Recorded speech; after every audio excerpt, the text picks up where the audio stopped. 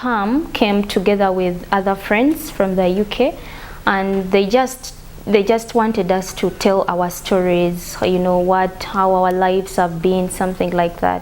So I happened to be, also I was asked the same questions as the other kids, and I really told them my life story, because I lost my parents, both my mother and my father too, and it was our grandmother who was taking care of us. We are something like 26 probably in the whole family, and we have something like 12 children, young ones, that she used to take care of. We would probably eat once a day, go to school, come back late in the evening, then have one meal, then you go to sleep, and tomorrow morning you wake up, it's the same story. Even the books, we probably used to write in one book each for all the subjects. I told them, I don't have my father, I don't have my mother, it's just my grandmother. Not even my real grandmother who produced my mother or father, it's the sister to my grandmother. When I finished my P7, I sat for my exams in P7 here in Tilling Primary School, and I happened to pass in Division 2. So I was just home chopping firewood, and I just got a letter. That is it. I just got a letter, and they're like, I have sponsors to sponsor me, because I didn't know I would go to secondary.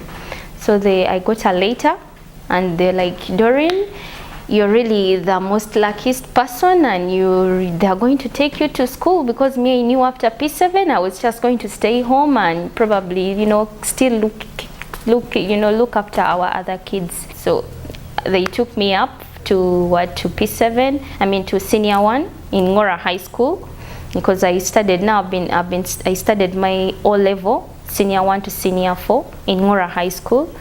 And Chris and Ginny, who were my sponsors by then, used to come as we would have retreats. They would talk to me. I tell them what I'm facing.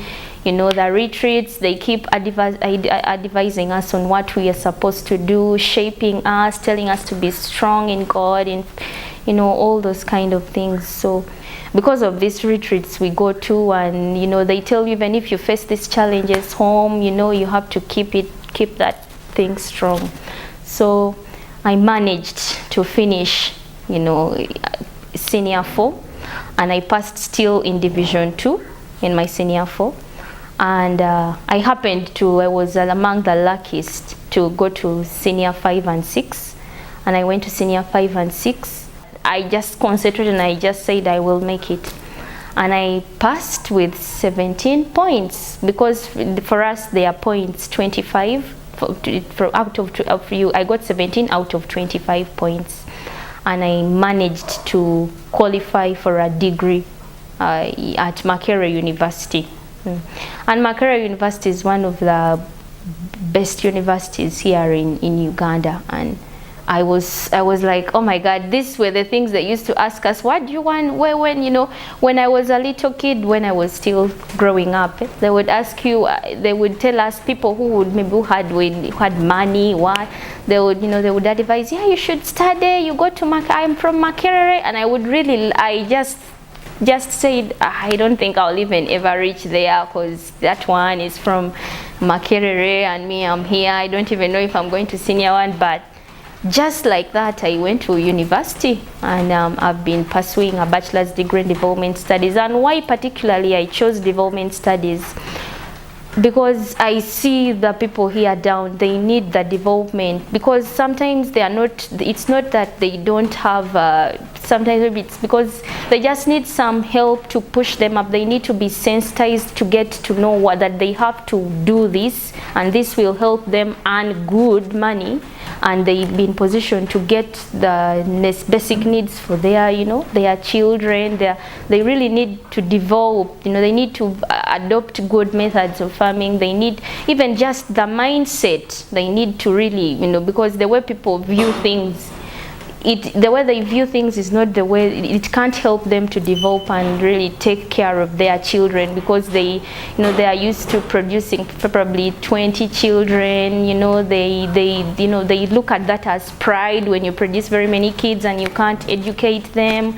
These are some of the things that probably are even pressing them down the more. But if they come to know that they need to know the knowledge that it is good to do this because you can take care of them. I will be graduating in January 2015. I'm so happy to say this because my grandmother can't wait for that day, and so I'll be graduating, and I just also can't wait for that day because it has been a long way all throughout. So for 10 years I'm under the care of Edith Home.